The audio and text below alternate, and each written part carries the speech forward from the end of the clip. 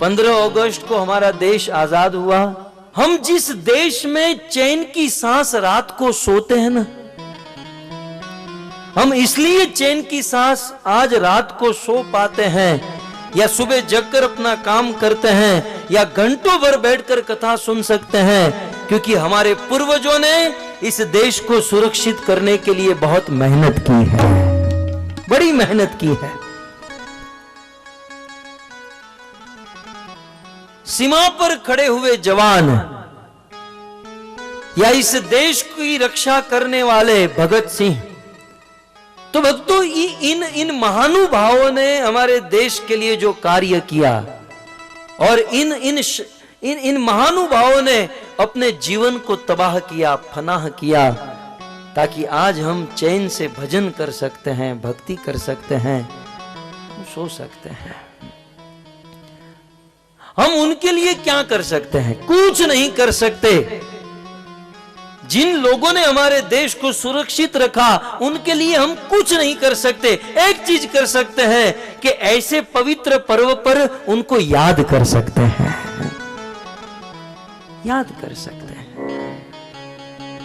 हे मेरे वतन के लोगों,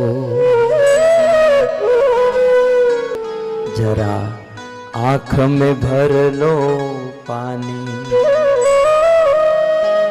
जो शहीद हुए हैं उनकी जरा याद करो कुर्बान,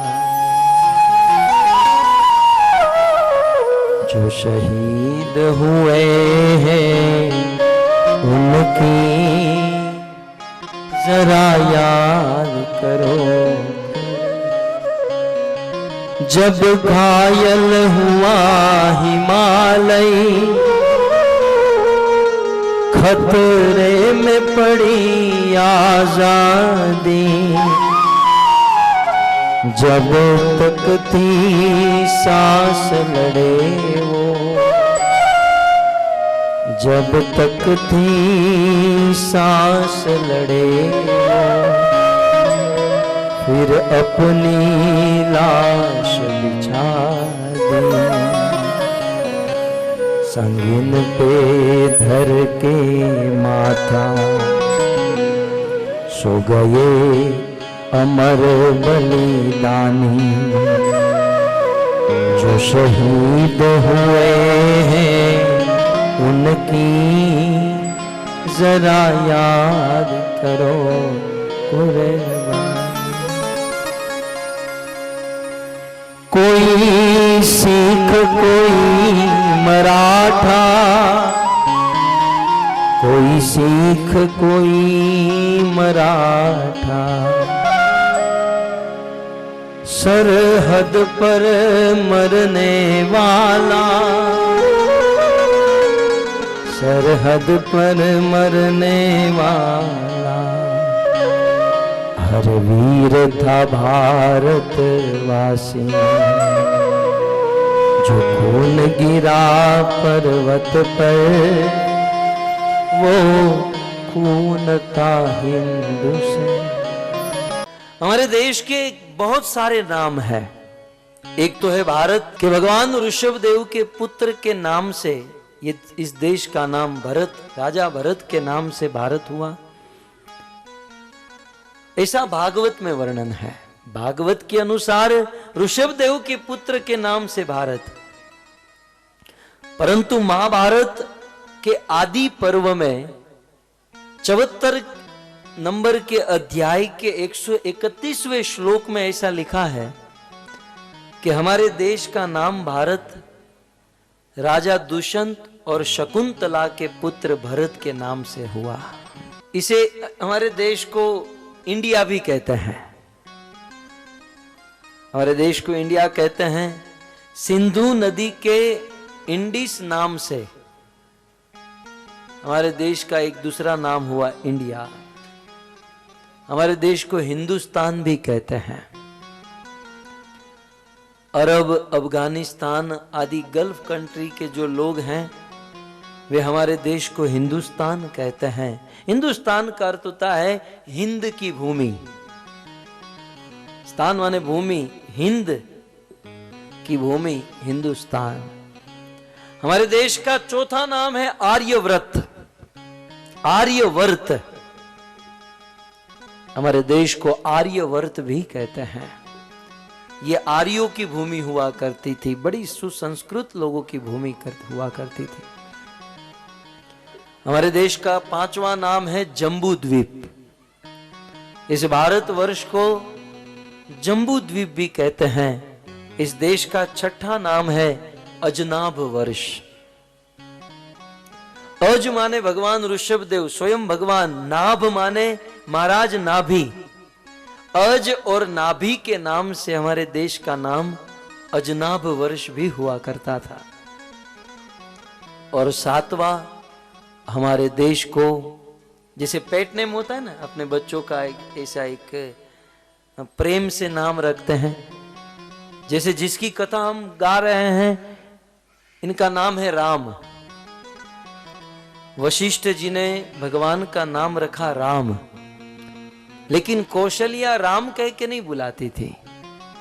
कौशल्या भगवान रामचंद्र को राघव कह के बुलाती थी।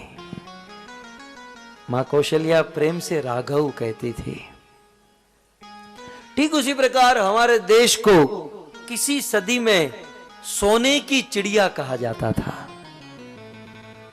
यह भारतवर्ष सोने की चिड़िया हुआ करता था। हमारा देश बहुत धनी था। इकोनॉमिक में पूरी दुनिया में सबसे आगे हमारा यह देश भारत था। हमारे भारत की एक विशेषता मैं आपको बताऊं। हमारे भारत की विशेषता यह है कि विविधता में एकता। हमारे देश में कितनी विविधता है, हमारे देश में धर्म कितने हैं।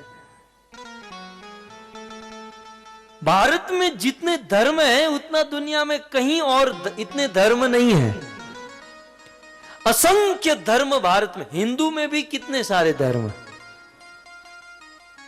लेकिन असंख्य धर्म, विविधता होकर भी भारत में एकता है। मुझे महाभारत का प्रसंग याद आ रहा है कि एक समय किसी ने दुर्योधन को हरा दिया और दुर्योधन को बंदी बना लिया।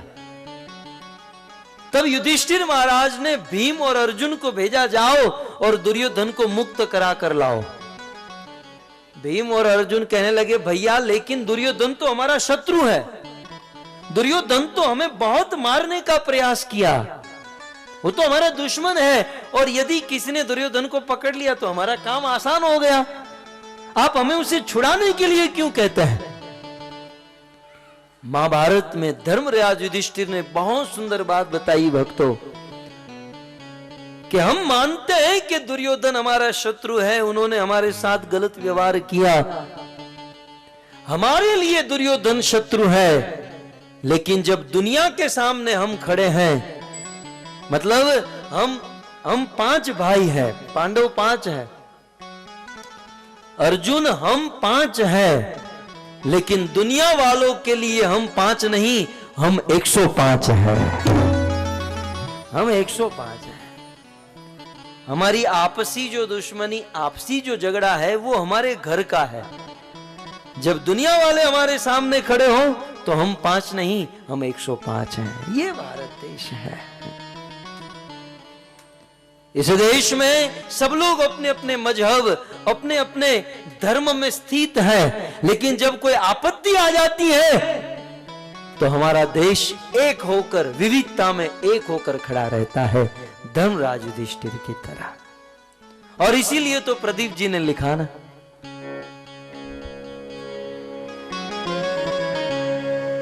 कोई सिख कोई मराठा,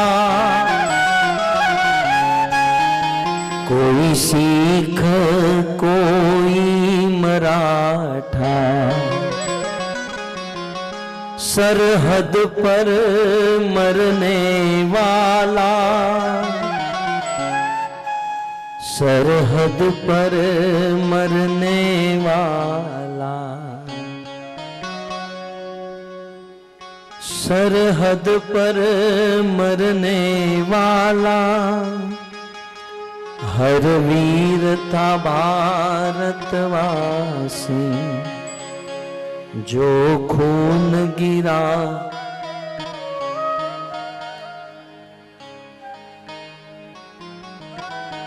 प्रदीप जी लिखते हैं कि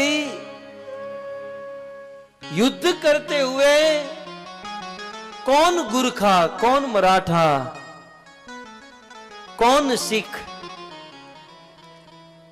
युद्ध करते हुए जो खून गिरा वो खून भारत का था।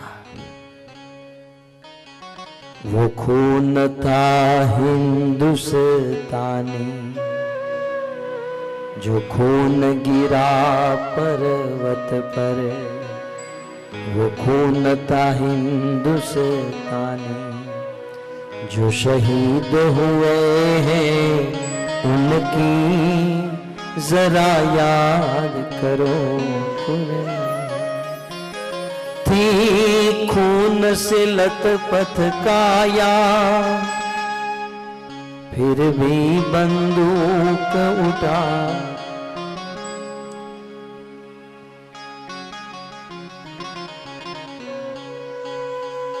कहने का अर्थ यह है कि हम आपस में, हमारे मजहब कुछ भी हो, लेकिन विविधता में हमारी एकता है। ये हमारे भारत की बड़ी महिमा है। और अब आध्यात्मिक दृष्टि से बात करूं तो भगवान रामचंद्र ने कहा कि मनुष्य का जीवन मिलना और मनुष्य का जन्म, वह भी भारत में मिलना, यह जीव का सबसे बड़ा सौभाग्य है। क्योंकि भारत ही भाग्य विधाता है। सबसे बड़ा सौभाग्य क्या है? इस जीव का सबसे बड़ा सौभाग्य यह है कि भारत भूमि में मनुष्य का जन्म मिल जाए। ये मैं नहीं कहा, रामायण में भगवान रामचंद्र कहते हैं, बड़े भाग मानुष तन पावा, सुर दुर्लभ मुनि संत रुगा। भारत में जन्म मिलना यह बहुत बड़े सौभाग्य की बात है, बड़े भाग। भगवान रामचंद्र जब अयोध्या के राजा बने, राजा बनकर प्रथम प्रवचन किया और अपनी पूरी अयोध्या को संबोधित करके कहा कि हे मेरे अवधवासियों, हे मनुष्यों, हम बहुत बड़े सौभाग्यशाली हैं क्योंकि हम सब का जन्म भारत देश में हुआ। भक्तों, अभिमान तो नहीं लेकिन गौरव तो जरूर है कि जन्म भारत की भूमि पर हुआ। भगवान रामचंद्र ने कहा, नहीं तो विचार करो कि यदि हमारा जन्म किसी ऐसे देश में हुआ होता जहां बचपन से ही बच्चों को बकरों का गला काटना, गाय का गला काटना सिखाया जाता है, ट्रेनिंग दी जाती है, कितने कितने पाप हम कर बैठते। लेकिन धन्य है संत और शूरवीरों की भूमि, इस भारत में हमारा जन्म हुआ। इस देश ने हमें जगदीश चंद्र, सुभाष चंद्र बोस दिए। इस देश ने हमें छत्रपति शिवाजी जैसे शूरवीर प्रदान किए। इस देश ने वेदव्यास, सुखदेव, सूत जैसे, ध्रुव प्रहलाद जैसे भक्त दिए। क्या नहीं दिया इस देश ने। विदेशों में आज अमेरिका, यूरोप, जो बड़े बड़े डॉक्टर या बड़े बड़े इंजीनियर की पोस्ट पर जो बैठे हैं, वे सब हमारे भारतीय बैठे हैं। ज्ञान, एजुकेशन, सब कुछ इस देश में है। इसलिए तो भगवान रामचंद्र ने कहा, बड़े भाग, भाग माने भाग्य है हमारा कि मानुष्य तन, एक तो मनुष्य का शरीर, ऊपर से भारत। कहूं भागवत के 5वें स्कंद में, स्वर्ग में रहने वाले देवता स्वर्ग में रहकर भगवान से निरंतर प्रार्थना करते हैं, प्रभु ये देव शरीर प्राप्त करके तो हम घाटे में रह गए। भले हम लोग स्वर्ग में हैं, तेतम भूतवा स्वर्ग लोकम विशालम, यहां पर सुख है, आनंद है, लेकिन प्रभु यहां आपकी कथा नहीं है, आपकी भक्ति नहीं है प्रभु, यहां मुक्ति नहीं है। प्रभु यदि आप हम पर कृपा करो तो हमें मनुष्य का जन्म मिले और भारत भूमि में जन्म मिले। आप ऐसा आशीर्वाद है श्री चैतन्य की इस भूमि पर हमें जन्म मिले, आप हमें ऐसा आशीर्वाद कीजिए। सो भारत का अर्थ होता है ज्ञान में रत रहना, और हम सब का धर्म है कि हम ज्ञान में रत रहे, और प्रत्येक भारतीय का धर्म है कि स्वयं ज्ञान अर्जन करे और अन्यों को ज्ञान प्रदान करे, अन्यों को ज्ञान प्रदान करे। श्री चैतन्य महाप्रभु ने कहा, भारत भूमि ते हैल मनुष्य जन्म यार। इस भारत जैसी भूमि पर जब हमारा मनुष्य जन्म मिला है तो जन्म सार्थक कोरी कर पर उपकार। तो पहले हम अपना जन्म सार्थक करें, ज्ञानी बने, ज्ञान ग्रहण करें और कर पर उपकार। अब जब हमारे पास ही ज्ञान नहीं है तो दूसरों पर क्या खाक उपकार करेंगे? कुछ लोग कुछ ब्राह्मणों के पास जाते हैं, कुछ ऐसे तथाकथित गुरुओं के पास जाते हैं, हे गुरु जी कुछ कृपा कीजिए। गुरु खैनी खा रहा है, गुरु को गांजा पिए बिना आंख नहीं खुलती है, वो ज्ञान क्या खाक जाड़ेगा? इसलिए महाप्रभु का बहुत सुंदर वचन, भारत भूमि त हैल मनुष्य जन्म जा। जब भारत में ही जन्म हुआ है तब जन्म सार्थक करी कर पर उपकार। हमारे सदग्रंथ चैतन्य चरितामृत में भी भारत भाग्य विधाता की बात आई कि भारत भूमि में जन्म हुआ है तो पहले स्वयं ज्ञानी बने, स्वयं अपना जन्म सार्थक करे और दूसरों के ऊपर उपकार करे। एक बात आप समझ लीजिएगा कि भारतीय होने का प्रमाण क्या है।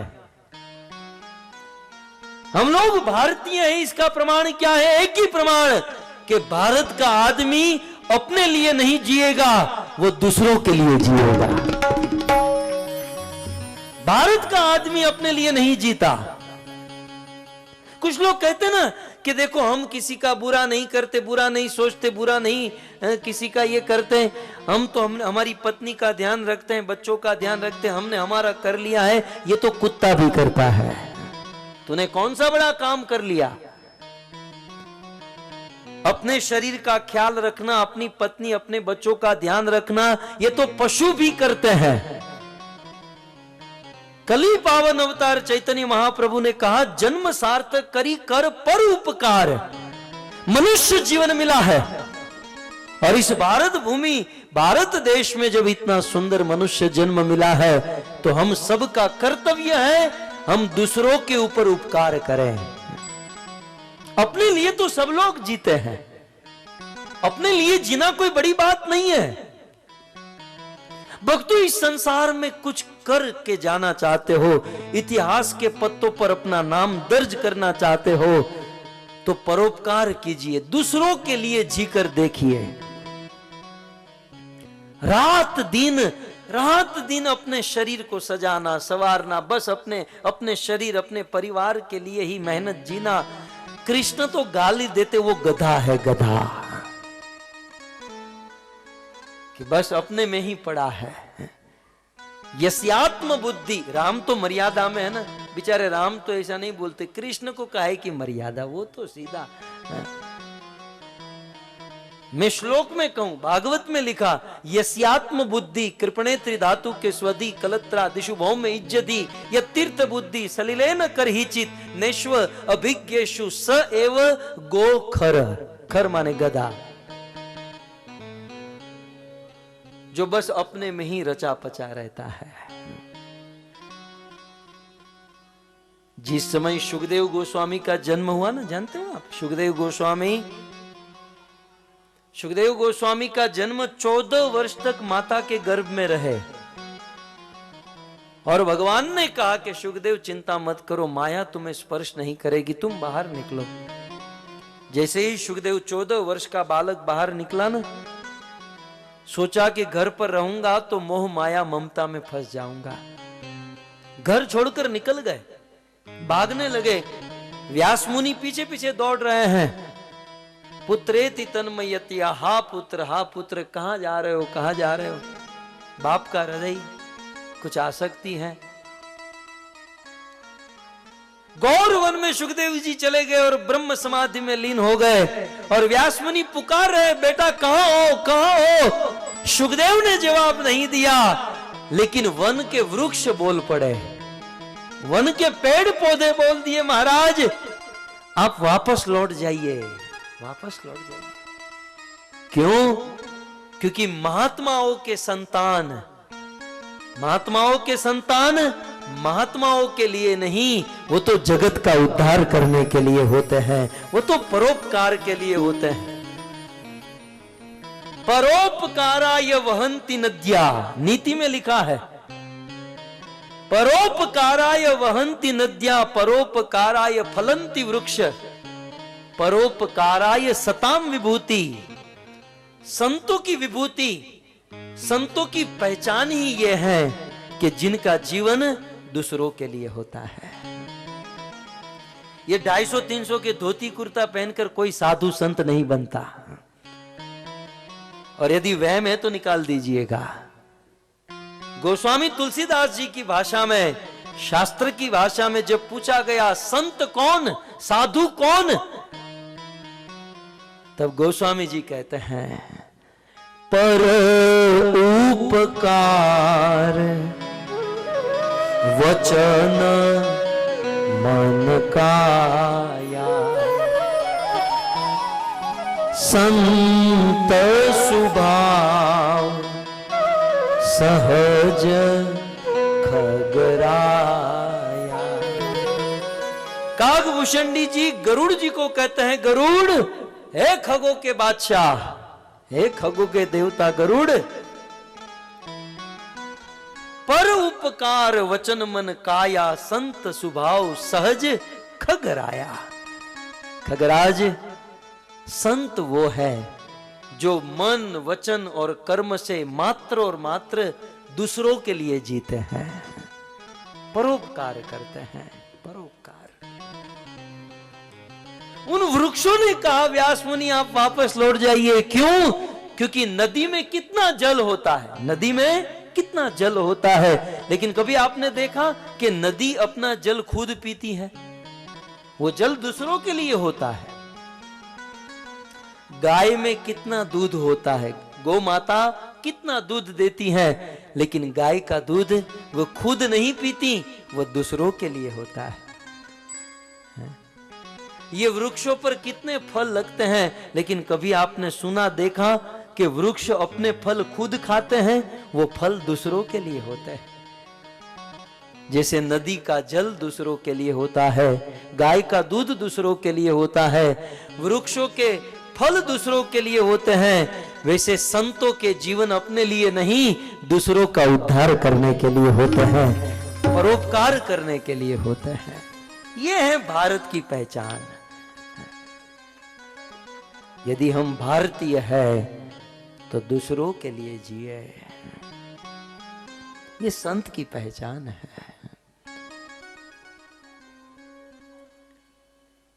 वो प्रसिद्ध घटना आप सब जानते होंगे कि एक महात्मा जी नदी में स्नान कर रहे थे।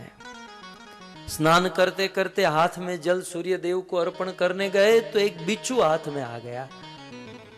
बिच्छू आए तो महात्मा जी ने देखा कि बेचारा डूब रहा है, तो इसे किनारे पर छोड़ दूं। उस बिच्छू को हाथ में लेकर किनारे छोड़ने गए। अब बिच्छू का स्वभाव डंक मारना, उस बिच्छू ने जोर से डंक मारा, महात्मा का हाथ कांप गया। अब बिच्छू का डंक जिसे लगा है उसे पता होगा कि बिजली की तरह पूरे शरीर में दौड़ता है। महात्मा का हाथ कांप गया, बिच्छू गिर गया। फिर से महात्मा खोजने लगे, बिच्छू को फिर से हाथ में लिया और चलने लगे। बिच्छू ने फिर से डंक मारा। बिच्छू बार बार डंक मार रहा है और महात्मा जी बार बार उसे उठाकर किनारे पर लेकर जा रहे हैं। किनारे पर कोई सज्जन खड़े थे। उन्होंने कहा, महात्मा जी, आप महात्मा हो, इतने बुद्धिमान हो, महात्मा जी इस बिच्छू को छोड़ दो। आप जानते नहीं, बिच्छू का स्वभाव है डंक मारना। वो आपको डंक मारे बिना नहीं छोड़ेगा। उस समय भारत के उस महात्मा संत ने इतना ही कहा कि इस सृष्टि का एक साधारण जीव बिच्छू जब अपना स्वभाव नहीं छोड़ सकता है, मैं तो भारत का संत हूं, मैं मेरा स्वभाव कैसे छोड़ सकता हूं? एक साधारण शूद्र निम्न कोटि का जीव जब अपना स्वभाव नहीं छोड़ पाता, तो मैं तो संत हूं, मैं तो साधु हूं, मैं मेरा स्वभाव कैसे छोड़ सकता हूं? बिच्छू का स्वभाव है डंक मारना और मेरा स्वभाव है डूबे हुए को तारना। यह है संत, जिसका जीवन दूसरों के लिए। मोमबत्ती स्वयं जल जाती है लेकिन प्रकाश देकर जाती है। अगरबत्ती स्वयं राख हो जाती है लेकिन दूसरों को सुगंध देकर जाती है। यह है भारतीय, यह है महात्मा। जब इस प्रकार का भाव और स्वभाव है, तब अपने आप को भारतीय कहने का अधिकार है। नहीं तो कल से भारतीय कहना बंद करो। यह है भारत। मुझे याद आ रहा है, स्वामी विवेकानंद अमेरिका शिकागो की धरती पर उतरे और बहुत बड़े विद्वानों की सभा थी। असंख्य विद्वान आकर बैठे। अब विवेकानंद जी हमारी तरह नहीं थे, समय के बड़े पक्के थे। बिल्कुल समय से पहले जाकर वहां ऑडिटोरियम में बैठ गए, अपनी भगवत गीता साथ में लेकर गए। विवेकानंद जी ने अपनी भगवत गीता रखी। दूसरे कोई विद्वान वहां के अमेरिका के आए। अब इनको नीचा दिखाने के लिए उन्होंने क्या किया, गीता के ऊपर अपना ग्रंथ रख दिया। गीता नीचे हो गई, उनका ग्रंथ ऊपर हो गया। तीसरा कोई विद्वान आया, वो अपना ग्रंथ रखा। चौथा, पांचवा, इतना बड़ा थप्पा हो गया। सबके ग्रंथ विवेकानंद के ग्रंथ के ऊपर। सब लोग आकर भाषण करने लगे। अनाउंसमेंट हुआ कि भारत से आए हुए, बंगाल से आए हुए संत विवेकानंद जी आए और दो शब्द कहे। विवेकानंद जी ने कुछ नहीं कहा, अपनी जो गीता रखी थी ना, उसे उन्होंने ले लिया। जैसे ही भगवत गीता ली, सारे ग्रंथ गिर गए। विवेकानंद जी ने इतना ही कहा कि ये तुम जितना भी लिखे हो, इन सब का आधार भगवत गीता है। यदि गीता को हटा लूं, तुम सब गिरे हुए हो। ये हमारा देश, ये हमारे ग्रंथ की गरिमा है भक्तों। हमारा देश धन्य है, हमारे ग्रंथ धन्य है, हमारी इस धरती के संत धन्य है। हमें गौरव लेना चाहिए। कई बार लोगों को कहने में भी लज्जा कुछ लोगों को आती है, हम भारतीय हैं। अपने आप को भारतीय कहने का गर्व समझे, क्योंकि ये देश हमारे भूतकाल में दुनिया में सबसे नंबर 1 पर था और आने वाले भविष्य में भी जब इस देश की संस्कृति को लोग समझेंगे, सबसे आगे निकल जाएगा। तो ऐसे भारत देश में हम लोग रहते हैं। परोपकार की भावना हम सबके अंदर है।